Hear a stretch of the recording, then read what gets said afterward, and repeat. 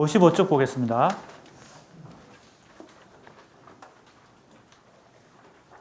베르그송의 철학의 마지막 부분인데,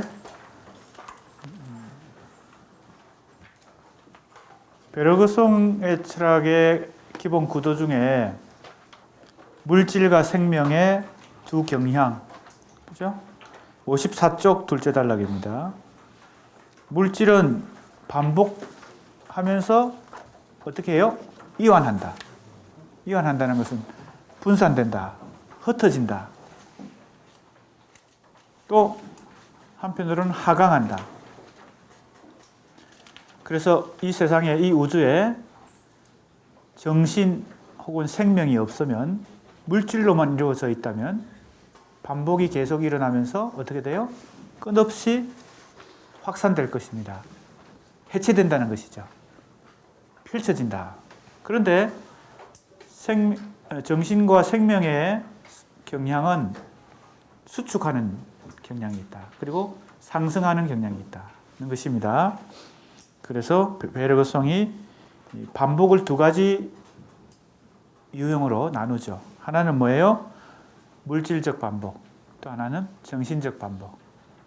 앞에서 물질의 속성과 경향과 정신의 경향을 말했는데 서로 대립적인 경향인데 그 반복이 바로 그런 속성을 갖고 있다.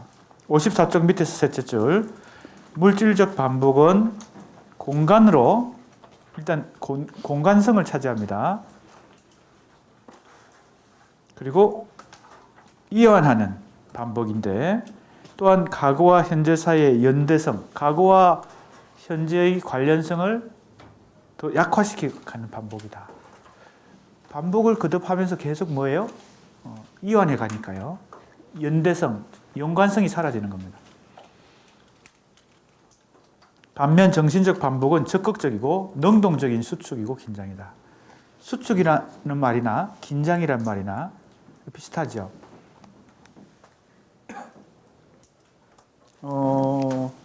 지금 우리가 이 베르그송을 공부하면서 참고로 지난 시간에도 잠깐 얘기했는데 이 종합이라는 용어 혹은 수축이라는 용어, 그죠? 다 이제 유사한 용어들인데 이게 굉장히 중요한 용어입니다. 철학에서. 바로 뭐예요? 칸트의 종합. 칸트가 했던 철학적 작업이 이 종합을 연구한 것이었어요. 종합이 뭐예요? 인간의, 그죠? 간단히 얘기하면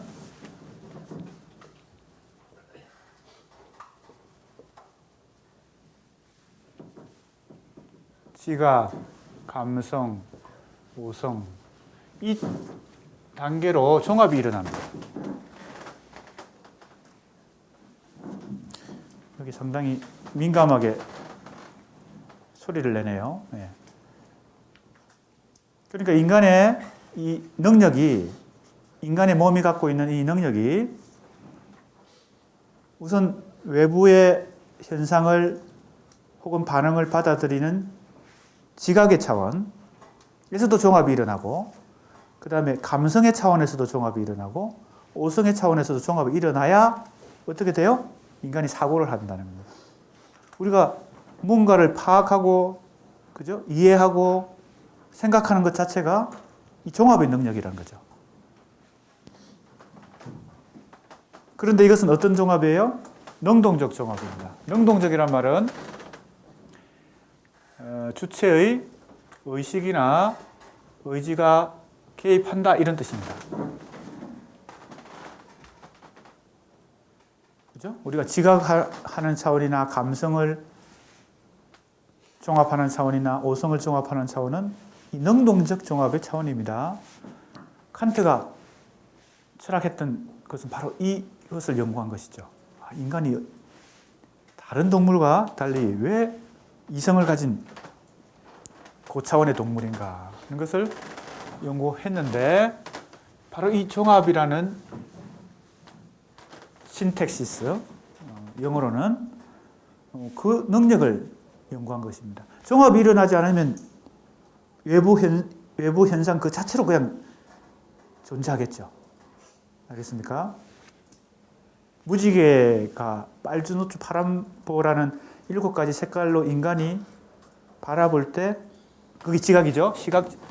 지각 중에서도 시각이겠죠. 시각적 지각으로 그 색깔을 감성으로 느끼고 마지막에 오성의 차원까지 그걸 파악할 때 종합이 일어나기 때문에 그게 빛이 종합되기 때문에 뭐예요? 빨주노초 파란보라고 인식할 수 있다는 겁니다.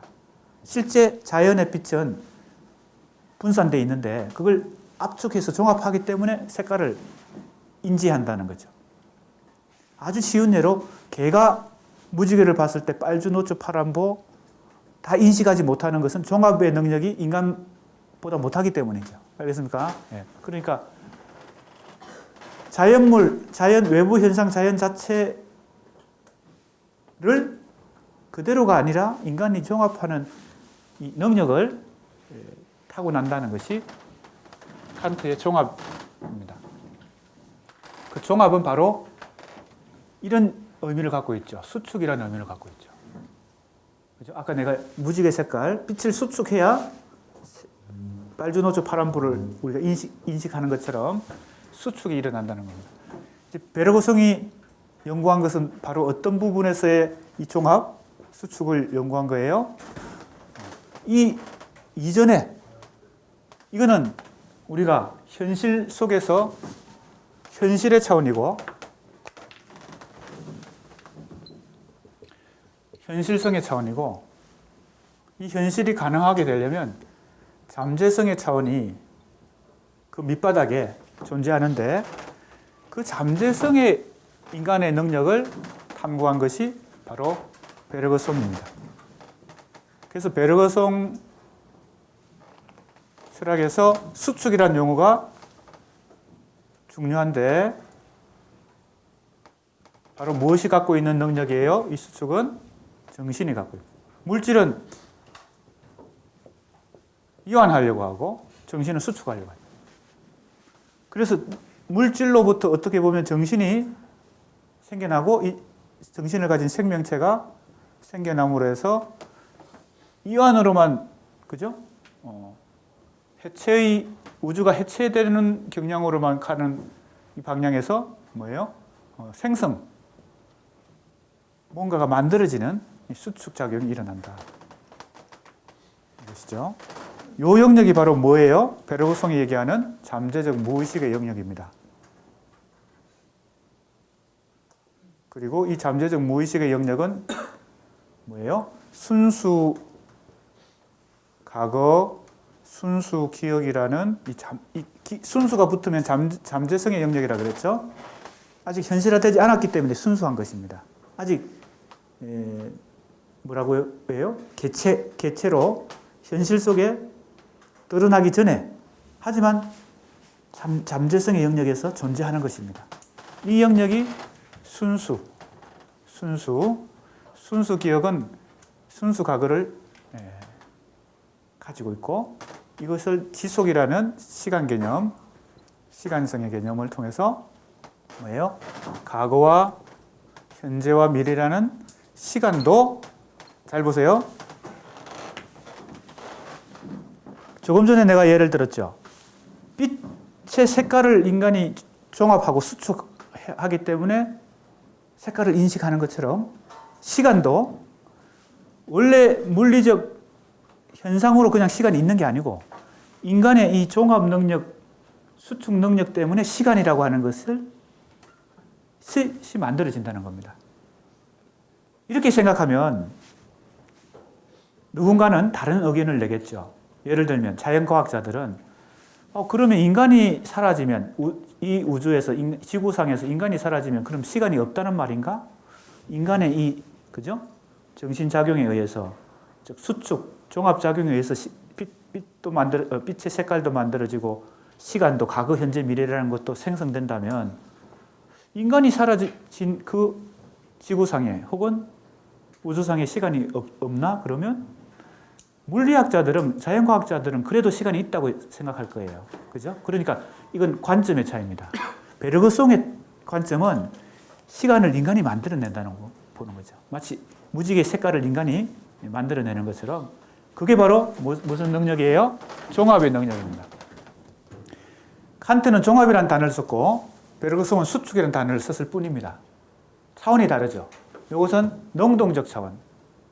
다른 말로 인간이 현실 속에서 갖는 능력입니다. 이 능력들은. 능동적 종합의 능력은 현실 속에서 갖는 것이고, 그런데 베르그송은 칸트가 여기서 찾아낸 것보다 더 근본적으로 이게 가능하려면 이게 있어야 가능하다는 겁니다. 이게 있어야 이게 가능하다. 지각을, 감성을, 오성을 발휘하는 능력 밑바닥에 이 잠재적 무의식이라는 것이 없으면 이것조차 가능하지 않다는 거죠. 그죠? 그런 의미에서 시간도, 지금 지속이라는 시간도 과거와 현재와 미래를 잠재적 무의식이 만들어낸다는 겁니다.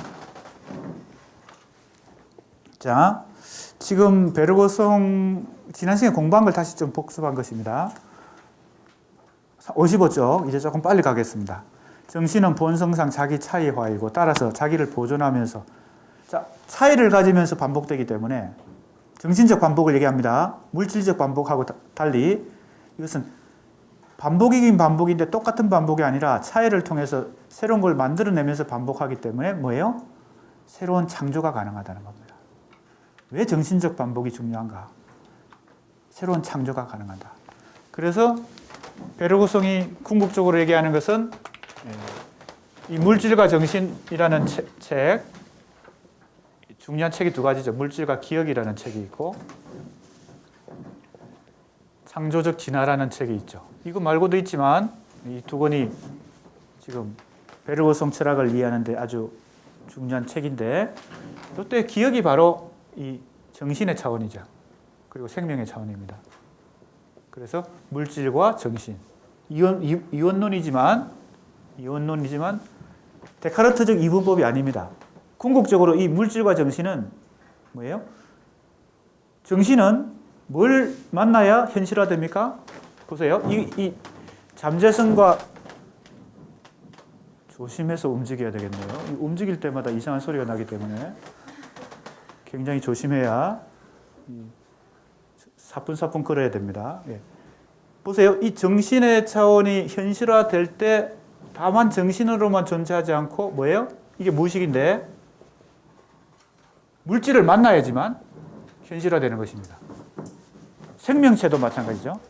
정신이라고 하는 것이 물질과 만나서, 그죠?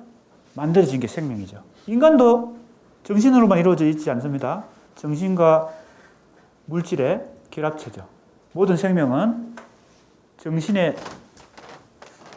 정신의 이 작용과 물질의 이 작용의 결합이죠. 그런데 여기서 어떤 생명체에서 정신이 빠져버리면, 다른 말로 죽는단 말이죠. 정신과 생명이 죽어버리면 이제는 물질은 수축하는 작용이 없어지니까 어떻게 돼요? 팽창만 하겠죠. 이완만 되겠죠. 그래서 어디로 돌아가요? 흙으로, 물로, 공기로, 그죠? 원소로 다시 돌아가겠죠. 확산되니까. 수축이 안 일어나니까. 그러니까 이 정신과 생명이 가진 이 수축 작용, 이걸 중요하게 생각하는 거죠.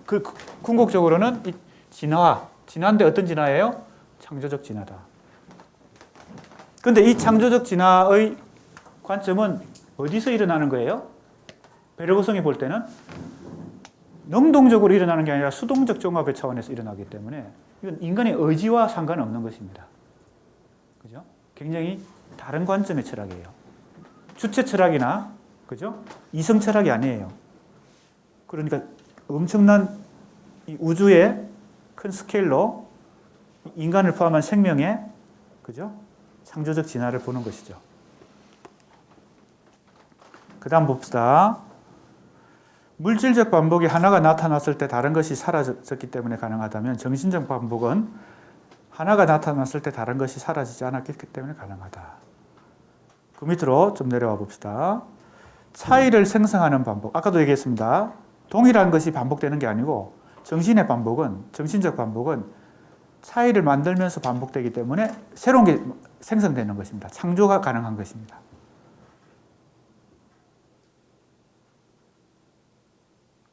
자, 이제 들레즈로 넘어가는데, 들레즈를 공부할 때 우리가 초점을 주목해야 될 것은 어디에 있어요?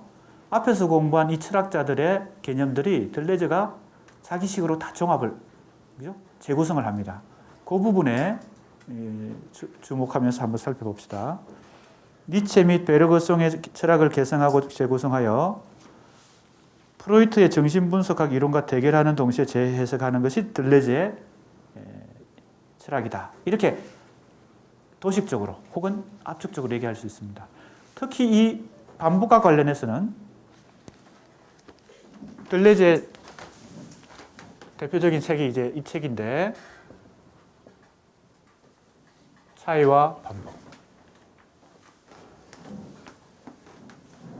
지금 읽은 이 대목을 조금 보충 설명하면, 들레즈가 니체와 베르그송의 철학을, 그죠? 받아들여 가지고 개성하고 재구성해서 누구와 대결하려고 하는 거예요? 프로이트와 대결하려고 한다. 특히 프로이트의 어떤 개념과 대결하려고 하는 걸까요? 이 책은 죽음 충동. 앞에서 우리 공부했죠? 죽음 충동. 이 죽음 충동이라는 개념을 프로이트가 어느 논문에서 처음으로 이걸 규명하고 있어요? 뭘 넘어서? 쾌락 원칙을 넘어서. 쾌락 원칙을 위배하는 어떤 인간의 충동이 있다. 그죠? 그것은 에로스적 충동이 아니라 타나토스적 충동이다라고 밝혀낸 것이 쾌락 원칙을 넘어서죠. 그죠? 그때 여러 가지 사례를 찾아냈죠. 외상성 신경증, 그리고 치료에 대한 거부, 사디즘, 뭐 이런 등등. 이상하게 인간은 고통을 피해야 될 텐데, 쾌락을 추구해야 될 텐데, 오히려 고통을 즐기는, 고통을, 그죠? 멀리 하는 게 아니라 오히려 고통을 찾아가지고 즐기는 이상한 충동이 있다. 그런 걸 새롭게 발견한 거죠. 그게 바로 죽음 충동이죠. 이 죽음 충동을 밝혀낸 이 논문, 쾌락 원칙을 넘어서가 후대 많은 철학자들에게 뭐예요? 문제거리를 제공합니다. 락강뿐만 아니고 들레즈도 하려고 하는 거예요. 그걸 자기식으로 지금 설명하려고 하는 겁니다. 그런데 누구를 빌려서 설명하는 거예요? 니체와 베르그송의 철학을 빌려가지고 그걸, 그죠? 수용해서 요것을 다시 자기식으로 설명하려고 하는 거예요. 이게 굉장히 지금 문제적인 개념이거든. 굉장히 문제적인 개념이기 때문에 많은 철학자들이 이거에 대해서 연구를 많이 했어요.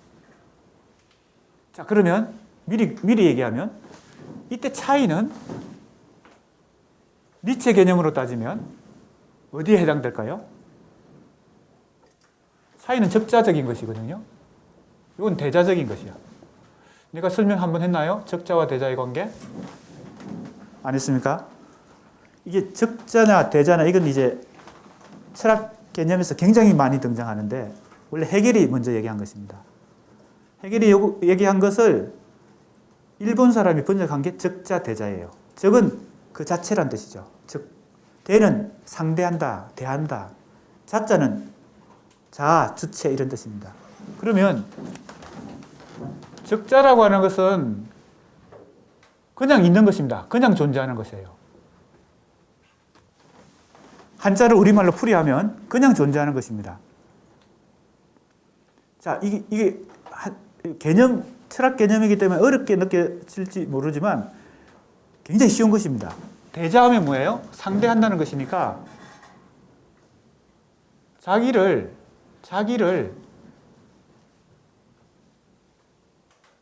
상대하는 할 수 있는 것은 바로 무엇이 있기 때문일까요? 자기 의식이 있기 때문인데 자기 의식을 가지고 자기를 의식하는, 그죠? 존재는 인간밖에 없죠. 물론 뭐 다른 동물들도 자기를 의식할 수 있겠지만, 자, 그러면 적자라고 하는 것은 있는 그 자체입니다. 대자라고 하는 것은 인간의 주체가 그것을 의식하거나 인식하거나 주체가 개입되는 경우는 다 대자입니다. 인간이야말로, 그죠? 대자적 존재죠. 왜? 자기 의식을 통해서, 그죠? 자기와 남을 구별하고 결국 그 부정을 통해서, 그게 부정입니다. 구별하는 거. 그게 해결의 개념이에요. 부정을 통해서 다시 자기 의식으로 돌아옴으로 해서 뭘 계속 진행하는 거예요? 인식을 진행하는 것입니다. 인식이 있기 때문에, 다른 말로 하면 의식이 있고 인식이 있기 때문에 이 대자적 존재가 가능한데, 적자는 그것이 빠진 것입니다. 그러면 예를 한번 들어보겠습니다. 구름이 있고 장미가 있습니다. 근데 우리가 구름이라고 부르고 장미라고 이름을 부른 것도 인간이 그렇게 그러죠. 그러니까 구름이란 단어는 적자적인 게 아닙니다. 이미 인간이 그걸 의식하고 언어를 갖다 붙였으니까, 이름을 갖다 붙였으니까. 근데 원래 구름은 인간이 이름을 갖다 붙이기 전부터 있었을 거 아니에요. 구름이라는 이름조차 없는 그 자체. 구름 그 자체. 그러니까 구름이라는 이름도 없는 거예요. 장미도 인간이 장미다라고 이름 붙이기 그 전에 그 존재하는 그 자체. 그게 적자입니다. 그런데 인간이 이건 장미구나. 장미의 속성은 뭐다. 그죠? 구름은 뭐다. 이렇게 이미 인간이 개입하면 그건 대자적 존재가 되는 것입니다. 알겠습니까? 적자로서의 차이는 니체의 개념으로 따지면 이거는 힘의 의지입니다. 이 반복, 이건 대자적 반복인데, 대자적 관점, 이건 적자적 관점, 이건 대자적 관점인데, 적자로서의 힘의 의지가 대자적 관점이 되면 뭐가 돼요? 반복이 되는데, 이건 니체 개념으로 어디에 해당되는 걸까요? 영혼회계에 해당됩니다.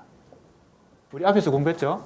힘의 의지는 자기 본성으로 돌아오기 때문에 영혼회계라는 어떤 본성을 갖는다 그랬는데, 대자적으로 보면 이 돌아온다고 하는 것도 인간이 의식할 때, 이게 반복되는구나. 그죠? 회귀하는구나. 이렇게 생각하고 의식하는 것도 다 대자적인 것입니다. 힘의 의지는, 그죠?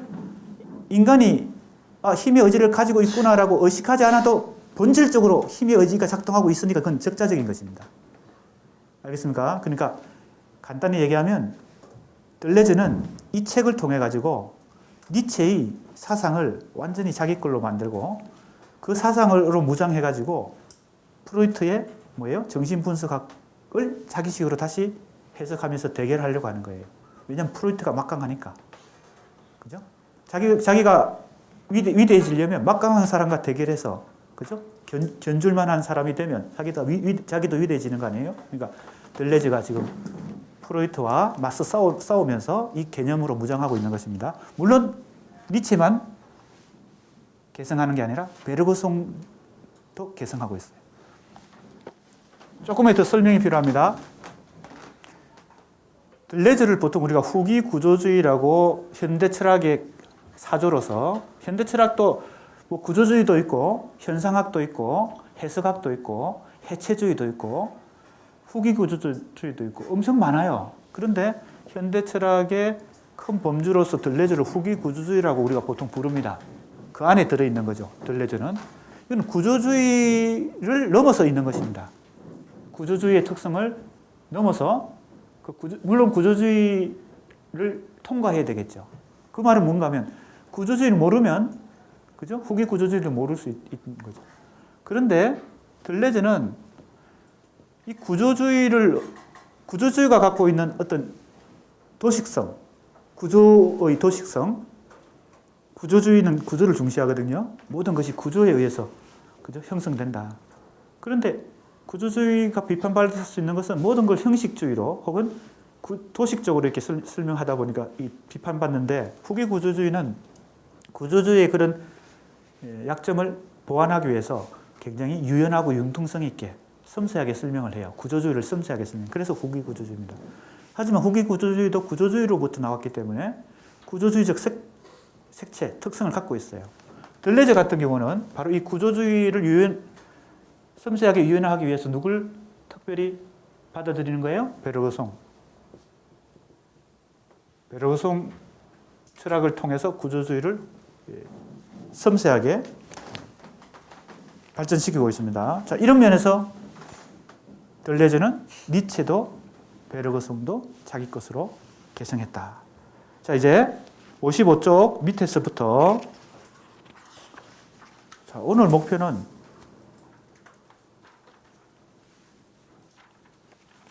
이걸 끝내고 2부로 들어가는 이상부터 우리가 시작하나요? 그죠? 이상으로 들어가는 것입니다. 빨리 해봅시다. 55쪽 마지막 줄부터 56쪽까지는 리트로넬로 개념에 대해서 얘기하고 있습니다. 순서로 보면 들레저가 차이와 반복이라는 박사 논문을 쓴 것이 어디 나옵니까? 68년 57쪽 밑에서 둘째 줄에 나옵니다. 57쪽 밑에서 둘째 줄 차이와 반복, 이게 68년에 쓴 책인데 박사 논문입니다. 나중에 혼자서 책을 쓰다가 카탈이라는 사람을 만났어요. 뜻이 맞아서 두 사람이 같이 같이 책을 쓴 것이 서너 권 됩니다. 그게 이제 안티올디푸스, 그 다음에 청개의 고원, 이런 책인데 특히 청개의 고원에서 이 니트로넬로 개념을 제시합니다. 그걸 먼저 여기서 소개하고 있습니다. 56쪽 니트로넬로. 원래 니트로넬로는 음악 개념입니다. 음악에서 일반적으로 사용하는 개념이에요. 뭡니까? 번역한다면 반복구. 반복되는 구절이에요. 반복구. 후렴하고는 조금 다릅니다. 후렴은 똑같은 게 보통 반복되죠. 근데 이 반복구는 약간 변주를 가지면서 변형되면서 반복되는데 거기 얘가 나와 있습니다.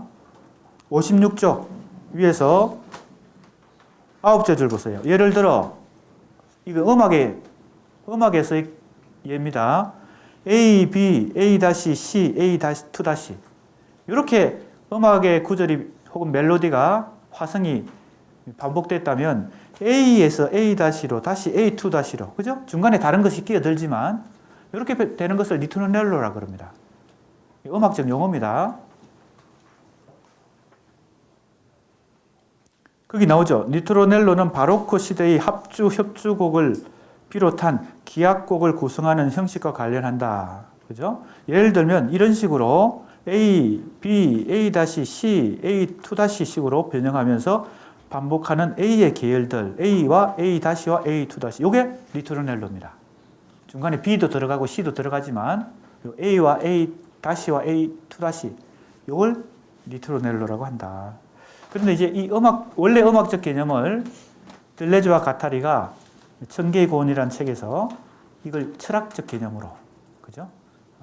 자기식으로 다시 이걸 변형시킵니다. 거기 설명 읽어보겠습니다.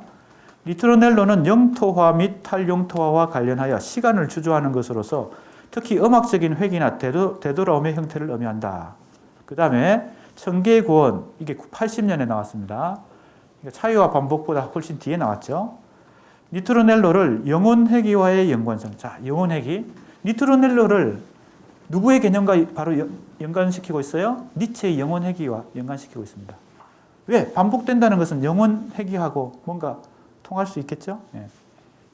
내재성의 평면과의 관계, 탈영토와의 관계 등 세 가지 관점에서 논의한다.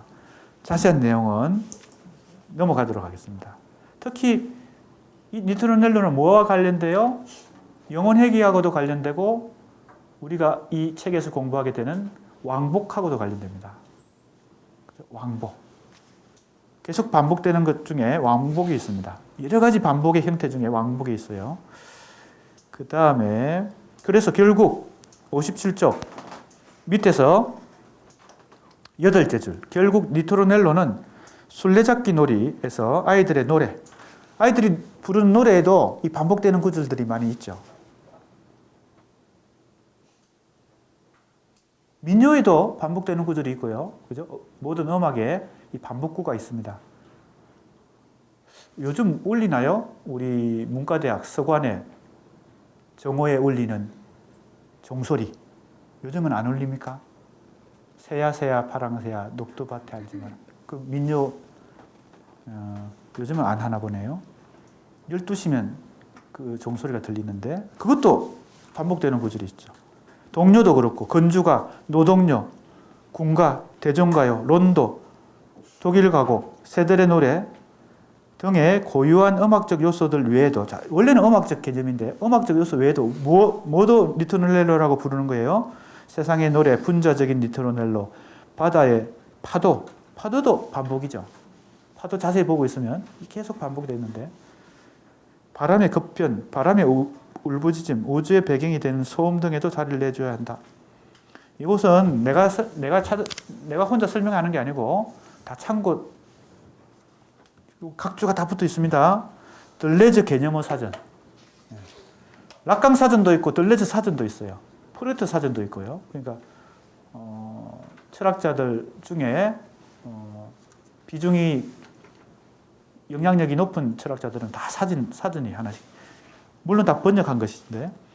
그 다음에 이제 차이와 반복에 대해서 이제 공부합니다. 이게 이제 중요한데 57쪽 마지막 줄부터 봅시다. 번역되어 있죠. 우리나라에도 서울대 철학과 김상환 교수의 번역으로 2004년에 번역되어서 나와 있습니다. 57쪽 마지막 줄에 봅시다. 칸트의 초월론에 맞서는 초월론적 경험론으로서 이런 말이 나옵니다. 이거거든요. 보세요. 이 얘기를 다시 하는 겁니다. 칸트의 이 능동적 종합 연구한 게 바로 대표적인 책이 세 권이죠. 순수 이성 비판, 실천 이성 비판, 판단력 비판. 칸트의 이 작업은 엄청난 작업입니다. 쓰고 철학사에서도. 그것이 바로 이걸 연구한 거거든요. 인간의 능동적 종합의 능력을 연구한 거야. 근데 수동적 종합의 영역, 즉 현실성의 능력이 아니고 잠재성의 능력을 연구한 사람이 베르그송이거든요. 이 베르그송주의자야. 누가? 들레즈가. 들레즈가 쓴 책 제목 중에 베르그송주의라는 책이 있습니다. 우리나라에도 번역이 되어 있습니다. 바로 들레즈 자신이 베르그송주의자죠. 그죠? 그만큼 요 구도를 그대로 가져오는 것입니다. 요 구도. 잠재성과 현실성이라는 이 구도. 그래서 들레즈가 하려고 하는 것도 뭐예요? 베르그송이 했던 것을 더 정교하게, 더 섬세하게, 현대 철학의 그죠? 아주 치밀한 뭐예요? 개념으로 이걸 완성시키려고 하는 겁니다. 베르그송이 뭐라 그럴까요?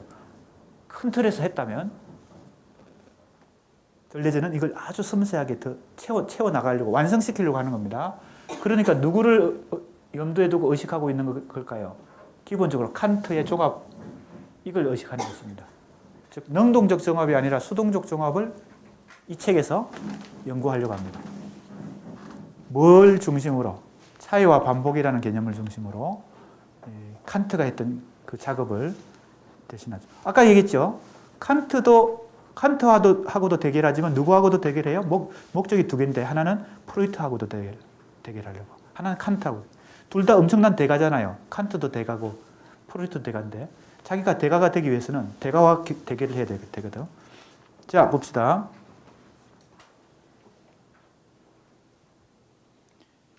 자, 여러 가지 내용이 어디까지 나와 있냐면 꽤 상세하게 나와 있기 때문에 조금 중요한 부분 중심으로 조금 요약하면서 빨리 좀 넘어가겠습니다. 다 읽으면 너무 시간이 많이 걸릴 것 같습니다.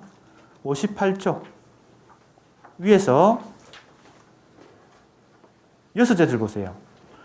플라톤의 유비적 존재 이해는 원형에 대한 모방적 관계로서 이데아, 모상, 허상의 서열에 의존하는 데 반해 이랬거든요.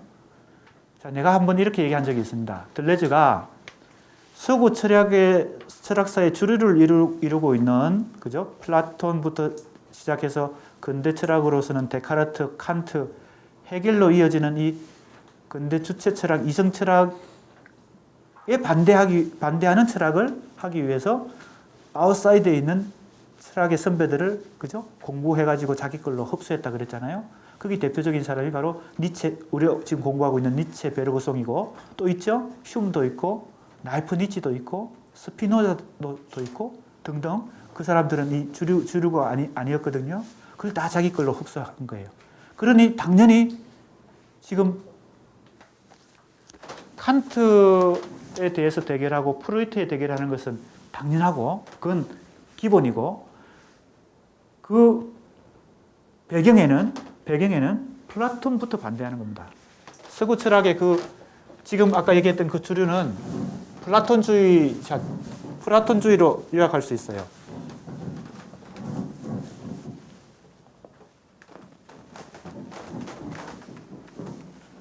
좋은 생각이 하나 들었습니다. 이걸 이쪽으로 옮기는 것입니다. 그리고 이걸 이쪽으로 옮기는 것입니다. 그럼 약간 이상한 모양이 되긴 하는데 그래도 소리는 좀 덜할 것 같습니다. 이걸 이쪽을 주로 움직이거든요. 그러니까 그래도 마찬가지네. 조금 나을 것 같은데요. 그래도 오른손을 주로 움직이기 때문에. 그러니까 이게 플라톤주의라고 할 만한 이것이 서구 철학의 주류죠. 그죠? 여기에 데카르트도 있고, 근대 철학으로 내려오면 데카르트도 있고, 칸트도 있고, 헤겔도 있다. 이렇게 볼 때, 이 들레즈가 여기쯤 있다면, 들레즈는 칸트하고도 대결하고, 물론 프로이트하고도 대결하지만, 가장 먼저, 그죠? 우리 원조 알죠? 원조로는 플라톤하고 대결하는 것입니다. 그러니까 반플라톤주의의, 그죠? 이 라인에 쓰려고 하는 것입니다. 자, 그러면 플라톤주의의 가장 기본 원리가 뭐냐? 바로 여기 나오는 것입니다. 플라톤의 유명한 이데아, 그죠? 알죠? 우리 학생들? 이데아. 플라톤을 비판하려면 어떻게 되겠어요? 이 이데아를 비판해요. 이데아로는. 이게 바로 플라톤의 이데아. 모상, 허상. 현실에 있는 모든 현상은 뭐예요? 모상이 뭐예요? 모방한다는 거죠. 모방한다. 뭘 모방해요? 저 영원불변한 이데아를 모방하는 거죠. 이데아는 눈에 보이지 않지만 이게 있다고 보는 것입니다. 이데아가 있기 때문에 현상들이 다 생겨났다. 그죠? 인간이라는 이데아가 있기 때문에 개별 인간이 생겨났어요. 개별 인간 다 조금씩 다르죠. 얼굴도 다르게 생겼고 능력도 다르고, 그죠? 그런데 그것은 뭐예요? 완전한 인간으로부터 조금씩, 그죠? 생긴 모양과 능력을 조금씩 나누어 가졌기 때문에 완벽할 수 없고 조금씩 부족하죠. 그죠? 그런 개념입니다. 이게 이데아예요. 이데아에서 현상이 나왔고 이게 현실이죠. 요거는 뭘까요? 현실은 이데아를 한번 뺏긴 것이야. 모방했어요. 모방이란 말이나 카피란 말이나 비슷한데 복사를 한번 한 거야. 원본을 복사하면 어떻게 돼요? 희미해지지. 그러니까 원본보다 가치가 없잖아. 우리가 복사실에 가서 복사해보면 알잖아요. 허상은 뭐예요? 문학과 예술은 무엇을 다시 모방해요? 현실을 모방해요. 요거는 허상은 더 가치가 없어져. 2번 뺏긴 거니까. 2번 복사한 거야. 요거는 복사고, 이 원본이고, 이거는 복사품이고, 이건 재복사야. 복사한 걸 또 복사해. 예술 작품도 원본이 있고, 그걸 사진으로 찍어가지고 사진을 많이 찍을 수 있으니까 막 걸어놓죠. 원본은 엄청 비싸지만 복사본은 별 비싸지 않죠. 근데 그걸 또 한 번 더 복사했다고 생각해 보세요. 문학 예술은 그렇게 복사야. 재복사기 때문에 플라톤이 볼 때 문학 예술은 하찮은 거죠. 왜? 진짜 존재하는 것은 그게 실제입니다. 진짜 존재하는 것은 이데아인데 이 이데아로부터 2번이나 카피를 했으니까 문학 예술은 별 쓸데없는 것이야. 하찮은 것이고. 그래서 시인들이 시를 쓰는 것은 뭐예요? 사회에 별로 도움이 안 된다. 국가 발전에 도움이 안 된다. 그래서 나온 유명한 말이 있죠. 시인 추방론. 누가 정치를 해야 돼요?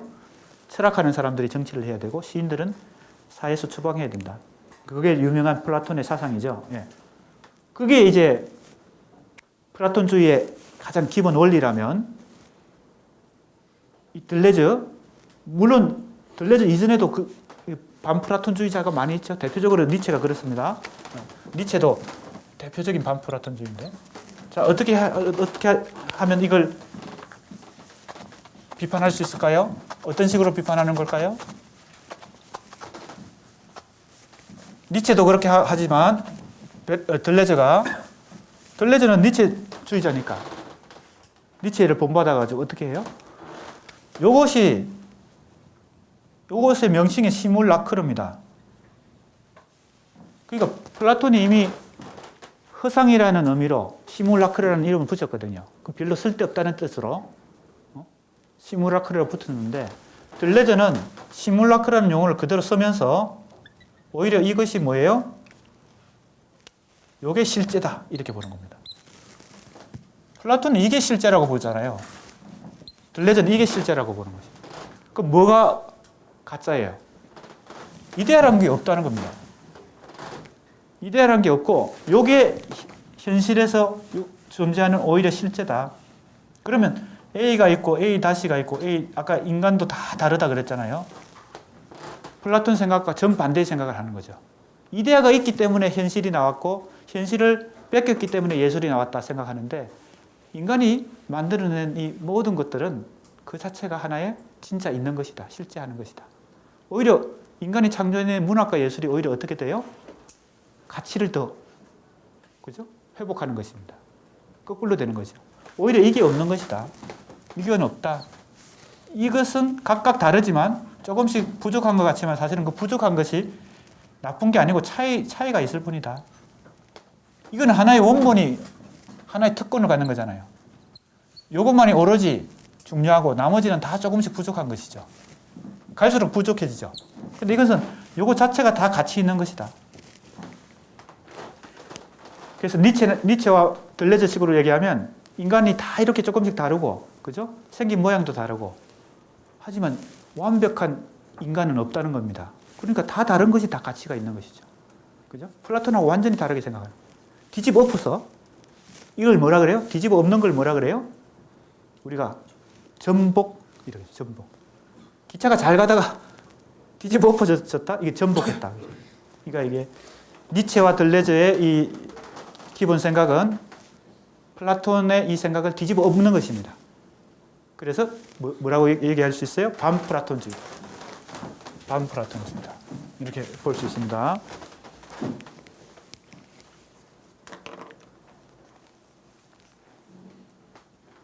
자, 그 다음에 또 넘어가서 58쪽 밑에서 8째 줄. 들레즈는 잠재적인 것과 현실적인 것을 분할하는 베르그송의 구도를 개성하여. 자, 그죠? 내가 설명한 그대로죠. 그죠? 이걸 그대로 개성했다는 겁니다. 뭐와 뭐를 분리해? 잠재성의 영역과 현실성의 영역을 분리해. 그리고 주로 어디를 탐구하는 거예요? 잠재성의 영역. 인간의 잠재적 능력. 그죠? 이건 무의식의 차원입니다. 이때 무의식의 차원이라고 하는 것은 베르그송적 무의식의 차원입니다. 근데 이제 나중에 가면 이 책에서 차이와 반복이라는 책에서 이 무의식, 베르그송의 무의식 개념, 즉 들레즈가 이 잠재성의 영역에서 일어나는 모든 것들을 뭐와 연관시키려고 하냐면 프로이트의 개념과 연관시키려고 합니다. 다른 말로 하면 베르그송의 무의식과 프로이트의 무의식을 어떻게든 자기가 원래는 연관이 없는 것인데 연관을 찾아가지고 다 자리매김하려고 하는 것이죠. 그게 이 책입니다. 자, 조금 더 보겠습니다. 개성하여 주로 잠재적 차원에서 차이소, 아까 얘기했던 차이입니다. 그 시뮬라크르들은 다 차이를 갖고 있죠. 그래서 차이가 중요한 것이라는 거죠. 이 책의 제목이 왜 차이와 반복입니까? 차이를 중시하는 것입니다. 반플라톤주의죠. 현실에 있는 모든 것들은 차이를 갖고 있다. 반복하면서 또 동일하게 반복하지 않고 차이를 만들면서 반복하기 때문에 아까 베르그송이 뭐라고 얘기했어요? 그래서 생성이 가능하다. 새로운 것을 만들어낼 수 있다. 생물학, 특히 진화론에서도 그런 얘기를 하는 거잖아요. 반복이 일어날 때, 그죠? 왜 진화가 가능한가? 차이가 만들어지기 때문에.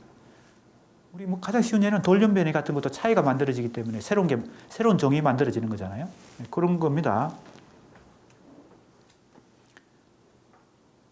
주로 잠재적 차원에서 차이소들 자체가 어떤 영양, 이게 누구 개념이에요?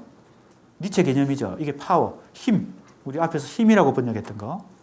힘의 의지, 그죠? 모든 개체는, 모든 존재는 힘의 의지라고 하는 본성을 갖고 있죠. 그죠? 이 역량, 이게 힘입니다. 다른 차이소들과 더불어 다시 새로운 역량을 산출하는 과정을 탐구한다. 그 다음 또 넘어갑니다. 너무 조금 다 지금 설명하기는 어려우니까 59쪽 이제 조금 중요한 것을 넘어갑니다. 예를 들면 위에서 8째 줄 보세요. 예를 들면 이 책의 2장에서 토대론과 함께 펼쳐지는 시간론과 수동적 종합 이론도 강도적 종합의 영역을 기반으로 하고 있다. 자, 이제 차이와 반복으로 넘어갑니다. 이 책에 모두를 다 지금 공부하는 게 아니고 1장과 2장을 중심으로 공부하는데 아까 얘기했죠. 1장에서 차이는 아까 설명한 것입니다. 보세요. 1장의 제목이 차이 그 자체거든요. 그 자체, 이걸 아까 뭐라고 우리가 철학 개념으로 얘기했어요. 적자. 그래서 이게 적자적 차이입니다. 차이는 적자적으로 있는 것입니다. 인간이 의식을 개입시키지 않아도 그 자체로 모든 존재가 가지고 있는 본성은 이 힘의 의지이기 때문에 그건 적자적인 차원에 있는 것입니다. 그런데 그 힘의 의지를 영혼핵이라고 판단하는 것은 인간의 판단이 들어간 것이죠. 인간의 의식이 개입된 것이죠. 그러니까 그건 대자적 반복입니다. 알겠습니까? 1장의 제목은 적자적 차이고 2장의 제목은 대자적 반복이에요. 그래서 차이와 반복이라는 책 제목은 큰 틀에서 차이는 니체의 개념으로 힘의 의지고 반복은 니체 개념으로는 영혼회귀에 해당됩니다. 큰 틀에서 보면 그렇다는 겁니다. 도식적으로 보면 이제 섬세하게 살펴봐야 돼요. 그 다음에 1장 적자적 차이의 중심 과제는 차이를 동일성이나 재현의 관점을 통하지 않고 규정하는 일이다. 동일성, 재현 이 단어가 중요합니다. 자, 동일성, 재현의 관점이 아닌 다른 차원으로 설명하려고 하는 거죠. 뭐를? 차이를. 차이는 무슨 차이예요? 차이 그 자체. 순수 차이. 다른 말로 하면 적자적 차이를 설명하긴 해야 되는데 그동안 어떻게 자꾸 차이를 설명했나 하면 잘 보세요.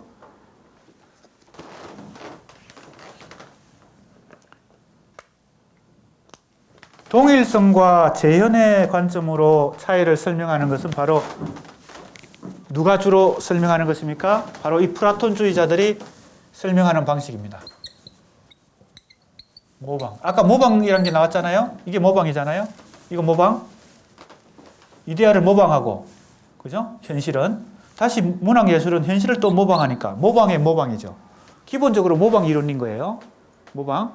그러니까 동일성이 있다는 것은 바로 이게 하나의 완전한, 그죠? 영원하고 불변하는 영원하고 절대적인 어떤 이데아가 있다. 이게 동일성입니다. 형이상학으로서. 이런 철학의 방식이 서구 철학 전체를 지배해 온 거예요. 플라톤부터 어디까지? 예, 헤겔까지. 물론 지금까지. 누구까지? 바로 우리 학생들 머릿속에 있는 이 사고까지. 왜? 우리가 학교 교육을 받으면서 다 이 근대 학문의 세례를 받았기 때문에 우리도 다 이 플라톤주의 혹은 데카르트주의, 칸트, 헤겔의 이 사유를 하고 있는 거거든요. 우리 학생들 지금 머릿속에 다 이 동일성의 사유, 뭐예요? 재현, 모방의 사유를 다 갖고 있어요. 100%. 나도 그렇고. 그러니까 니체, 베르그송, 들레즈가 하려고 하는 것이 바로 이 오랜 전통을 가진 이 사고방식이 아닌 다른 사고방식으로 생각해 보려고 하는 거죠. 세상을 다르게 보려고 하는 겁니다. 그게 바로 동일성과 재현과 모방이 아닌 다른 방식으로 뭘 지금 설명하려고 하는 거예요? 차이를 설명하고 그 다음에 반복에 대해서 설명하려고 하는 거예요. 차이와 반복을 다르게 설명해 보려고 합니다. 자, 보세요. 그러니까 다르게 설명하려면 누구의 사고방식을 피해야 되겠어요? 우선 플라톤의 사고방식 피해야 되죠. 그 다음에 나옵니다. 59쪽 밑에서 넷째 줄 아리스토텔레스의 범주적 사고. 범주 알죠? 카테고리. 이것도 플라톤 못지않게 이 서구 사고방식에 학문의 철학에 엄청난 막대한 영향을 준 게 아리스토텔레스잖아요. 이 범주적으로 사고하는 거.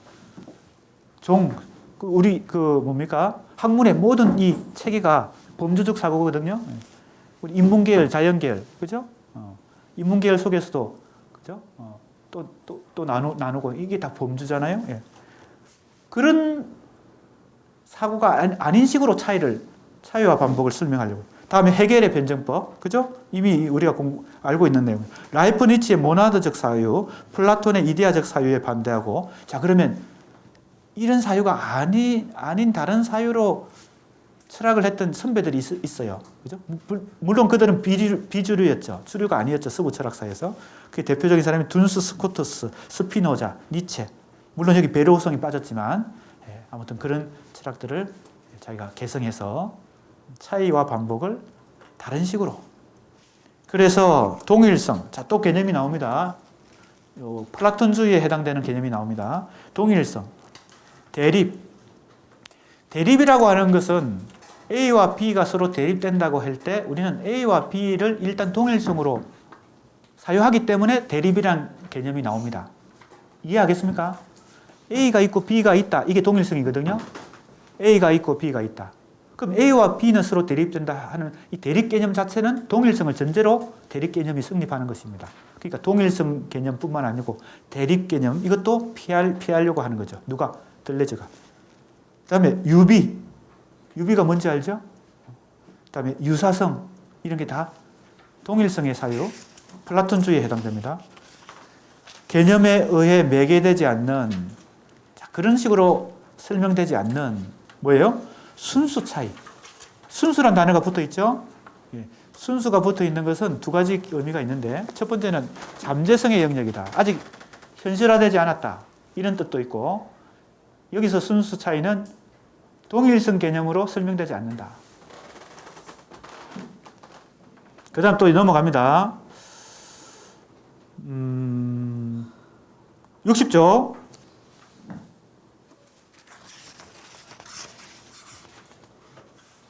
오늘 목표를 69조까지 하는 걸로 일부를 끝내는 것으로 오늘 목표를 잡아야 될 것 같습니다. 60조. 재현이라는 단어가 나옵니다. 여기서 위에서 둘, 넷, 여섯, 8줄. 여기서 반복은 재현과 대립하면서 재현이 여기 속해 있죠? 여기 아까 내가 재현이라고 적었죠? 재현.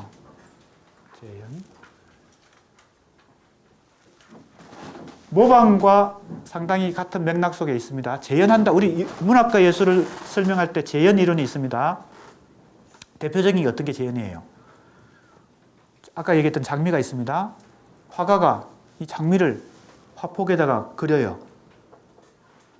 어떻게 그립니까?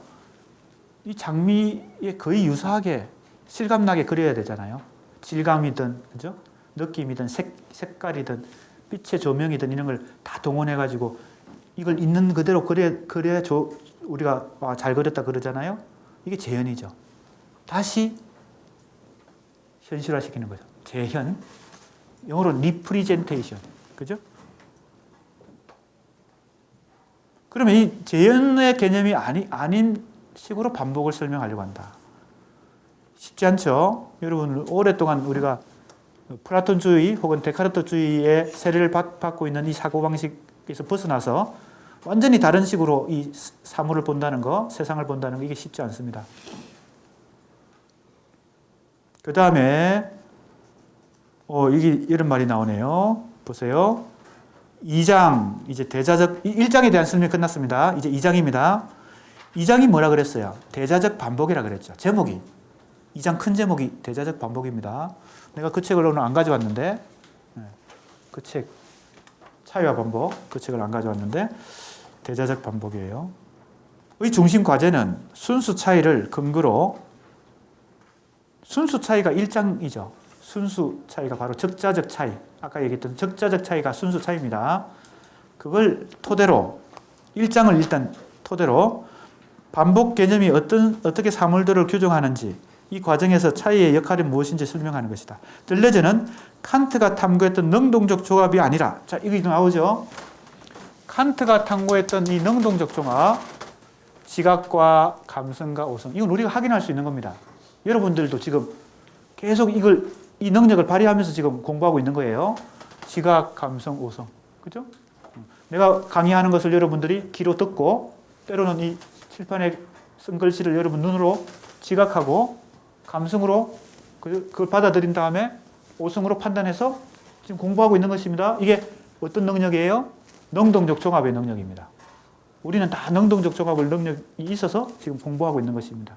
그런데 베르그송이 그리고 들레즈가 탐구하려고 했던 것은 어떤 토대에서 어떤 근거에서 그 인간이 능동적 종합 능력을 발휘하느냐는 거죠. 이게 바로 여기에 수동적 종합이에요. 이게 바로 요거 내가 아까 쓰다가 말았네. 이 능동적 종합과 여기는 수동적 종합. 왜 수동적 종합일까요? 이건 너무 쉽습니다. 아까 능동적이라는 의미가 인간의 주체의 의식과 의지가 개입되기 때문에 능동적이라고 그랬는데 이건 주체의 의식과 의지가 개입되지 않는 것입니다. 다른 말로 하면 무의식적으로 일어나는 것입니다. 그래서 잠재적인 영역에서 일어나는 것입니다.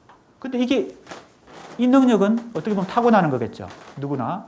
근데 내가 내 의식으로 파악할 수 있는 것이 아닙니다. 무의식 속에 잠재되어 있는 것입니다. 그런데 이게 없으면, 이 능력이 없으면 능동적 종합도 안 일어나는 것이죠. 자, 그러면 이 지각 이전에 뭔가가 있다는 겁니다. 지각 이전에. 그죠? 자, 그 다음 보세요.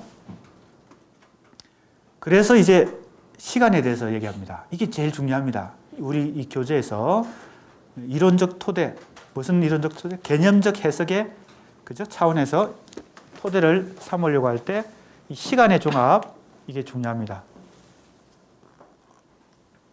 자, 빨리 이제 남은 시간 동안 15분 남았는데 이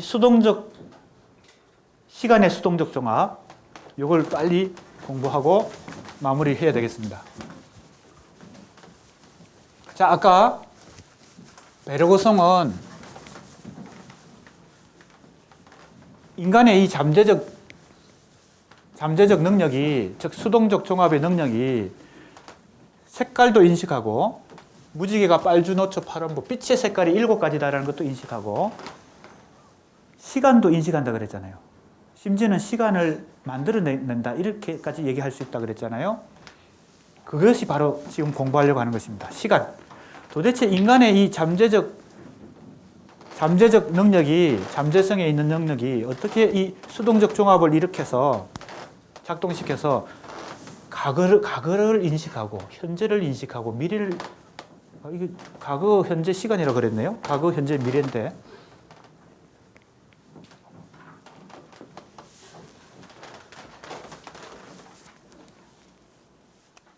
간혹 내가 강의하다가 좀 흥분하는 경향이 있습니다. 흥분하다 보면 이렇게 과거, 미래, 현재, 미래라고 써야 되는데 과거, 현재, 시간이라고 잘못 썼어요. 흥분하지 않으려고 노력합니다.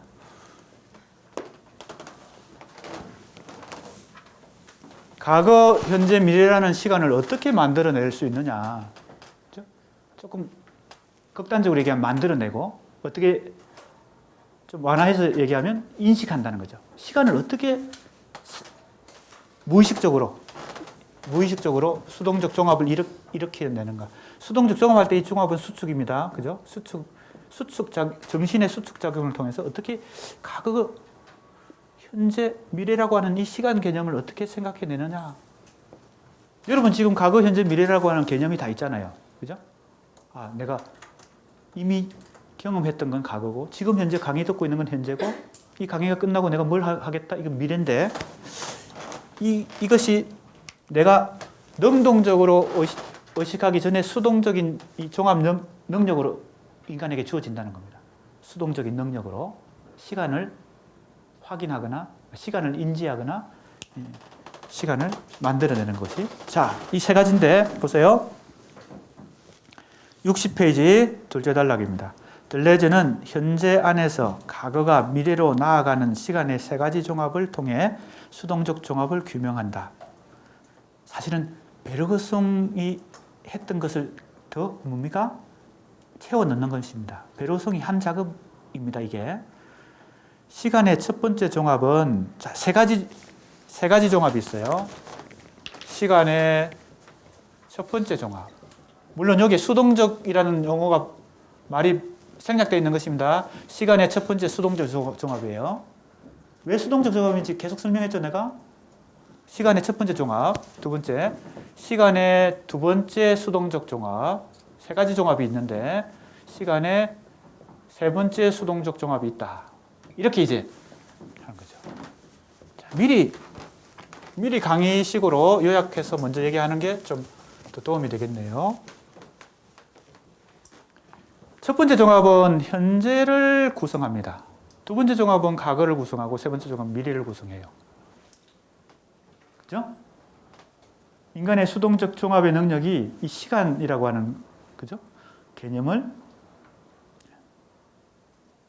생성해낸다는 겁니다. 그러면 우리는 이걸 토대로 이 수동적 종합을 토대로 능동적 종합이 그죠? 그 바탕 위에서 이제 우리가 시간을 의식하고 그죠? 과거, 미래, 현재를 생각하면서 살아가는 거겠죠? 자, 그럼 이제 이걸 한번 살펴봅시다. 시간의 첫 번째 종합은 현재의 종합이고, 그죠? 현재의 종합이에요. 자, 이제 우리 수강생들도 해보세요. 이렇게.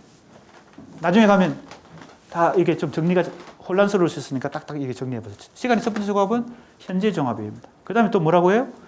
이렇게 현재의 시간이 만들어지는 것의 원리는 습관이에요.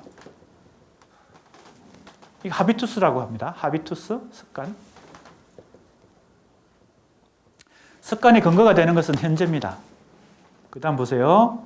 수동적 종합의 정초를 이룬다. 수동적 종합이 일어나려면 이 현재의 종합이 먼저 있어야 된다. 이게 첫 번째 시간의 종합입니다.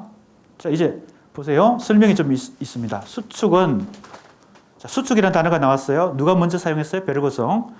수축은 살아있는 현재 안에서 베르그송적인 지속으로서의 수동적 종합 안에서 이루어진다. 습관은 반복해서 새로운 어떤 것적 차이를 훔쳐낸다. 자, 반복이 나왔죠? 반복하는 과정에서 습관이라고 하는 것이 형성되죠. 그죠? 여러분, 이건 너무 상식입니다. 그래서 이 시간의 수동적 종합도 다 뭐와 관련됐어요? 궁극적으로 반복과 관련된 내용입니다. 이 반복이라는 큰 개념을 설명하는 과정에서 시간의 세 가지 종합이 나옵니다. 이 습관은 그래요? 반복을 통해서 그죠? 형성된다. 이 종합은 시간을 살아있는 현재로 구성하며 과거와 미래를 현재의 차원들로 구성한다. 과거도 현재와 관련되고 미래도 현재와 관련됩니다. 이 말입니다. 현재를 지금 중심으로 이거 첫 번째 종합을 설명하는 것입니다. 왜 과거도 현재가 없으면 과거도 없다는 얘기는 왜요? 모든 과거는 현재에서 생각하는 과거입니다.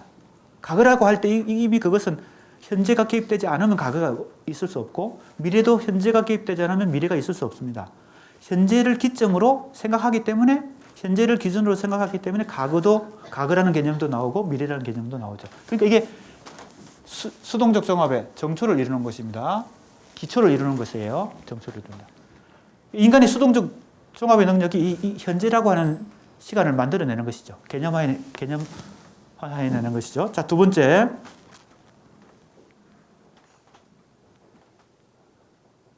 조금 더 설명이 있습니다. 한 문장 더 있네요. 보세요. 반복해서 차이를 훔쳐내는 것, 즉 수동적 종합에서 응시하고 수축하는 자아들 혹은 영혼들은 애벌레 주체들이다. 이랬죠. 자, 이 용어가 들레즈가 아주 자기식으로 설명을 하고 있습니다. 왜 애벌레 주체예요?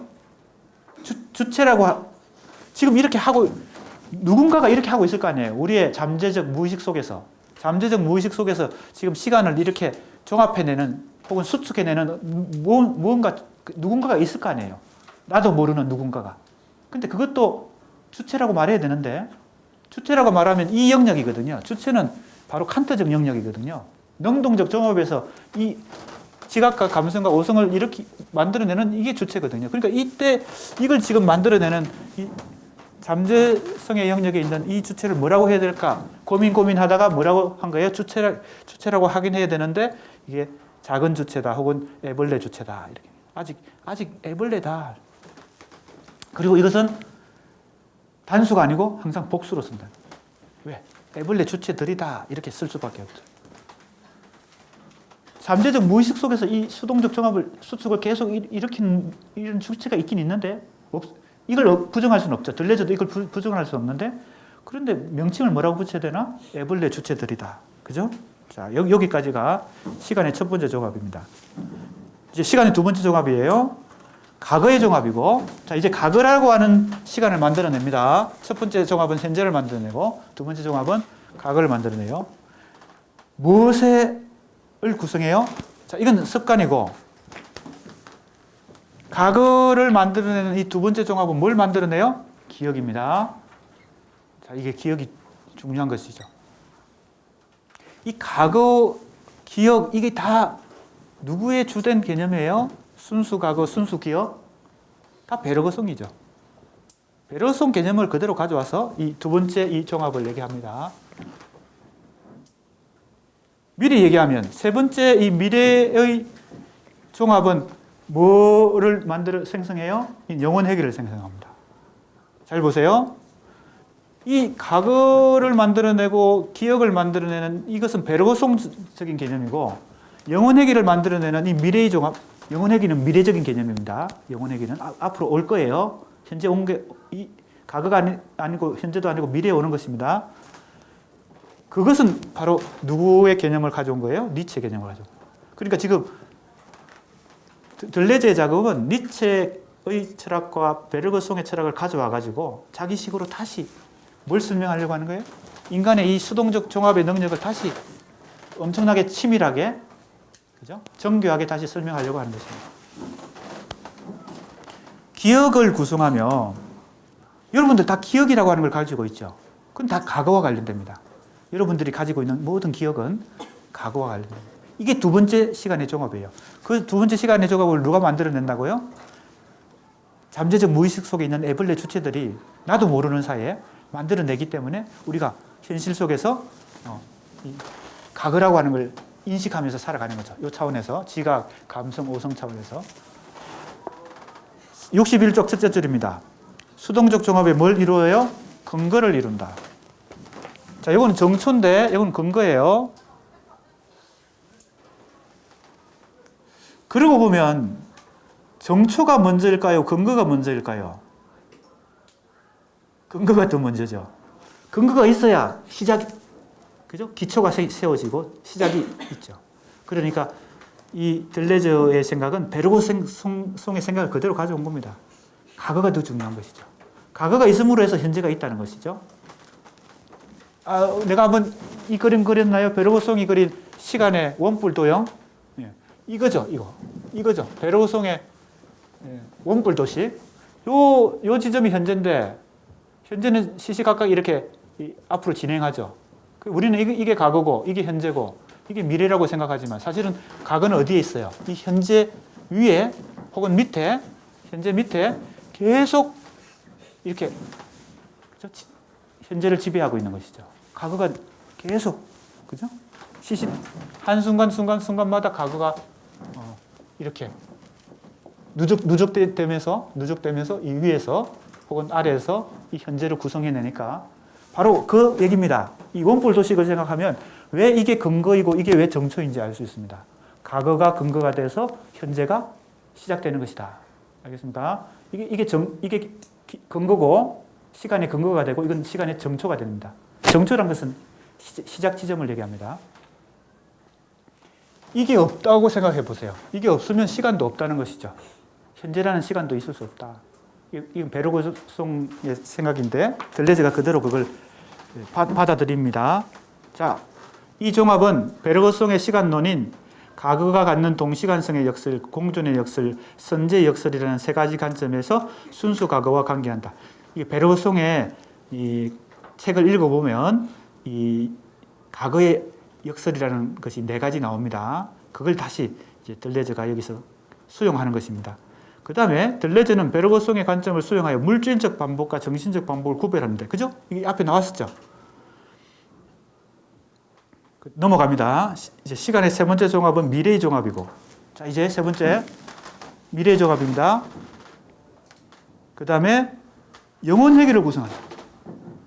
두 번째 종합은 기억을 구성하고, 세 번째 종합은 영혼 회귀를 만들어내니까 당연히 그죠? 베르그송 니체죠. 그죠?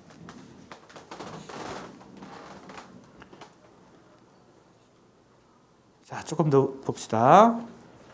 그리고 이것은 수동적 종합에 뭘 이루어요? 바탕을 이룬다. 외울 필요는 없습니다. 정초, 근거, 바탕을 이루어요. 수동적 종합의 정초, 근거, 바탕을 이루어. 이게 제일 중요하죠. 이게 첫 번째 종합은 현재고, 두 번째 종합은 과거, 세 번째는 미래고, 요거는 습관, 기억, 뭐요? 영혼회귀. 요거는 꼭 기억해야 되겠다. 그죠? 요걸 잘 기억하고 있으면 되겠습니다. 요걸 잘 기억하고 있으면 들레즈의 그 어려운 책 차이와 반복은 그죠? 핵심을 알았다. 이렇게도 볼 수 있습니다. 이게 가장 중요한 이 책의 핵심입니다.